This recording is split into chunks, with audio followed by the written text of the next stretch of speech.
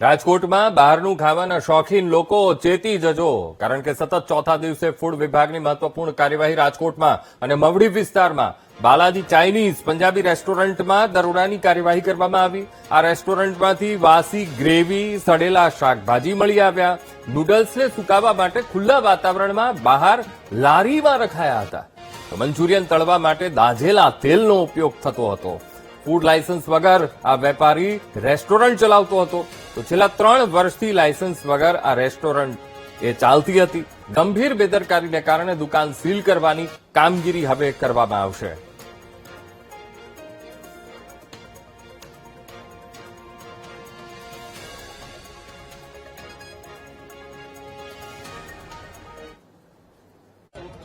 આ 3-4 વર્ષથી અંદરથી સડેલા શાકભાજી મેળા, ગ્રેવી મેળા, આજે બકાલો આજે જ આવ્યો હતો, પણ એમાં ઓલા નાખી દીધું આપણે બકાલો એમાં રિક્ષામાં આવ્યું હતું બધું સામાન। ગ્રેવી તમે ગરમ કરતા હતા એવું સામે ગ્રેવી તો ગરમ તો કરવું પડે ને સાહેબ। વાસી ગ્રેવી હતી, પાછી રોજના બનાવેલી પણ અત્યારે બનાવવાની બાકી જ છે, એ થોડી પડી હતી।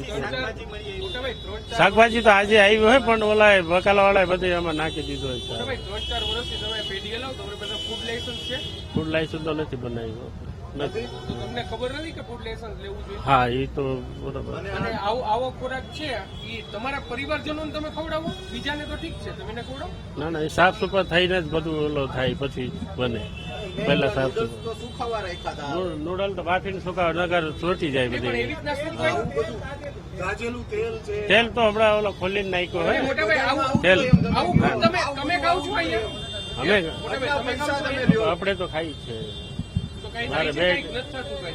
આમાં સાહેબ જો અંદર કાળો જો તમે ચાઇનીઝ પંજાબી ખાતા હો તો સાવધાન થઈ જાઓ। જે પ્રમાણે ફૂડ વિભાગની ટીમ દ્વારા રાજકોટના આ મવડી વિસ્તારમાં બાલાજી ચાઇનીઝ પંજાબી છે, સાઉથ ઇન્ડિયન પાવભાજી છે, ત્યાં દરોડો છે તે પાડવામાં આવ્યો છે। અને આપ સીધા દ્રશ્યો જોઈ શકો છો, જે ચાઇનીઝ ભેળ બનાવવામાં આવતી હોય છે, આ જે નૂડલ્સ છે તે સુકાવવા માટે આ પ્રકારે રાખ્યા છે।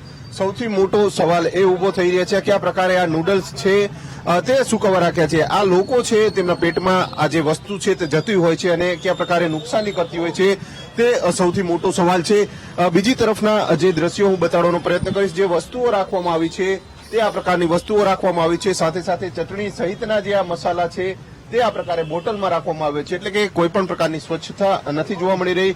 સાથે સાથે અંદરના જે દ્રશ્યો હું બતાડવાનો પ્રયત્ન કરીશ। અંદર જે પ્રમાણેના દ્રશ્યો જોઈ શકશો, જે ચાઇનીઝ પંજાબી વસ્તુઓ છે તે આ પ્રકારે વેચાતી હોય છે અને આ જે માલ સામાન જે ખાવાની વસ્તુઓ છે તે આ પ્રકારે રાખવામાં આવી છે। એટલે કે સૌથી મોટો સવાલો ઉભા થઈ રહ્યા છે કે જે ફૂડ જે છે તેનું લાયસન્સ નથી।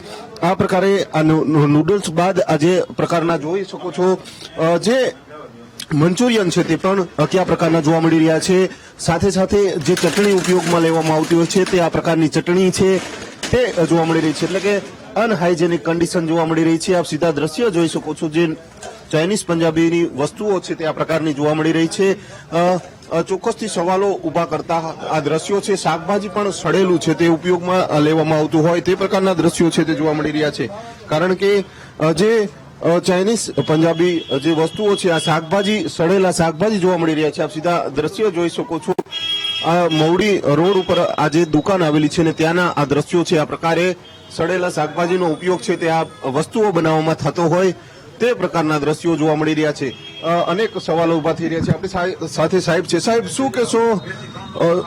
સાહેબ શું કહેશો, જે પ્રમાણે શું કહેશો આ પ્રકારે સાહેબ દરોડો પાડ્યો છે, શું અત્યારે જોવા મળ્યું? અત્યારે જે બાલાજી ચાઇનીઝ પંજાબી મોડી બાયપાસ રોડ ઉપર છે, એ પેઢીની અંદરથી અમે અત્યારે તપાસ છે એ ચાલુ છે। આ પેઢીમાંથી ખાસ આપ જોઈ રહ્યા છો કે મંચુરિયનનું બેટર જે તૈયાર થયેલું છે એ પણ આપણે જોઈએ છીએ તો એક્સપાયરી થયેલા મેંદામાંથી કરેલું છે।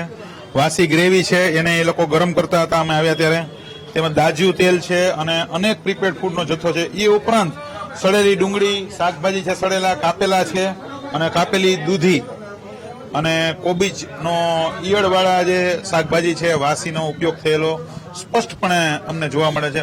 ઉપરાંત કોઈ પણ પ્રકારનું હાઇજીન મેન્ટેન થયેલું જોવા મળતું નથી। આ ખૂબ જ અનહાઇજીનિક રીતે પ્રેક્ટિસ કરે છે।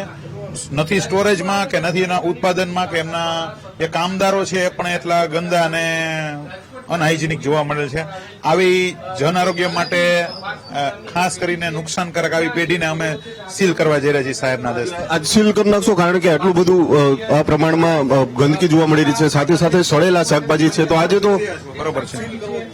અને અમે ખાસ તો આ વ્યક્તિને કોઈ કાયદાનું ભાન પણ નથી અને એકદમ બેફામ આ રીતે પ્રેક્ટિસ કરતા લોકો છે, ફૂડ પ્રેક્ટિસ કરે છે, તો આવા લોકોને માટે એક ખાસ કરીને કે કોઈ લાયસન્સ પણ જરૂરી છે અને ફૂડ